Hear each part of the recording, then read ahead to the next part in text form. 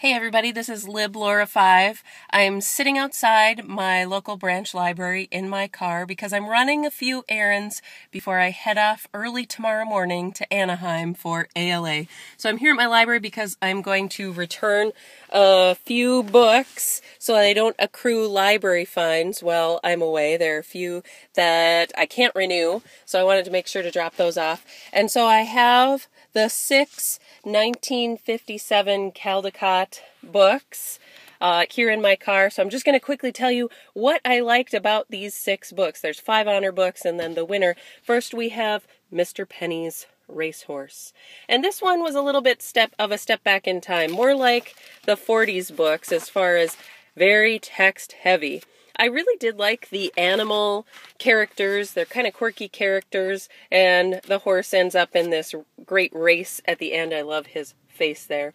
But I do feel like if this book were made today, it would be more early chapter book style, rather than forcing it into this picture book format. Then we've got Lion, which is a story about some angel characters who create animals for Earth. They name them and then they draw a picture of them before they send them down to Earth. And this one angel character has a great idea for an animal called Lion. And here's the picture that he comes up with for what a lion should be like on Earth. And what I really like about this story is he keeps going to all the different angel characters and he knows something's not right about this animal that he created. And he asks each person, he says, tell me in one word what's wrong with this lion.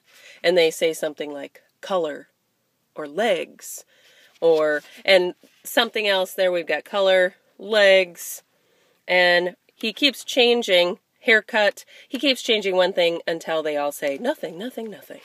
So I liked that questioning in that book. Then we've got One is One, and this is a cute little counting book. And of course, with any counting book, my favorite thing is going to be that there is a 5 in this book. 5 is 5 eggs in a pretty round nest. Very cute counting book. And then we have Anatole, which is about a French mouse who loves cheese. He ends up sneaking into a cheese factory at night, tasting their cheese, leaving little messages about what they should change. And of course, they listen to his advice and change what he says should be changed, and they make lots of money on their cheese.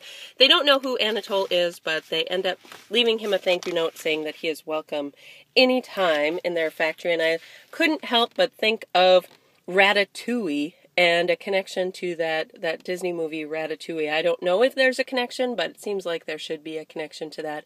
I really loved little Anatole and his French ways in this book. And Gillespie and the Guards, by illustrations by James Daughtry, who did Andy and the Lion. And you might remember that I feel like the accent color in Andy and the Lion looks a little bit like baby poop. And it's that browny baby poop color and black. This one, at least, the accent color, this reddish brown, doesn't look quite so much like baby poop. I actually really liked the story of Gillespie and the Guards. I like the language that is used.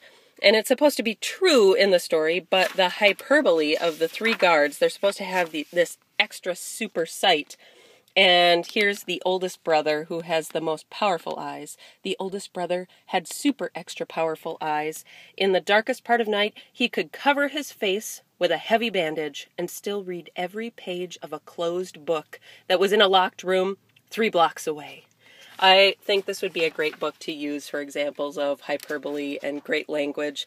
And I love that it's kind of a trickster tale. Gillespie tricks the guards in a very innocent way, and just to prove the moral that anybody, no matter how smart they are, can be fooled once in a while. And then finally, we have A Tree is Nice, which is just such a nice, timeless book about enjoying trees and planting trees and the environment.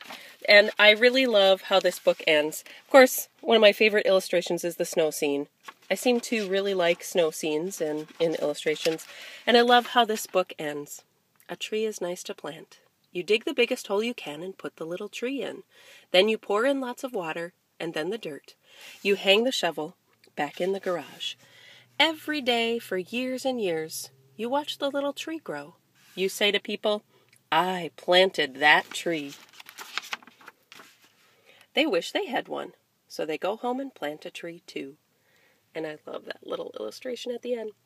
Thanks, everybody. Happy reading, and if you're at ALA, I hope I'll catch up with you.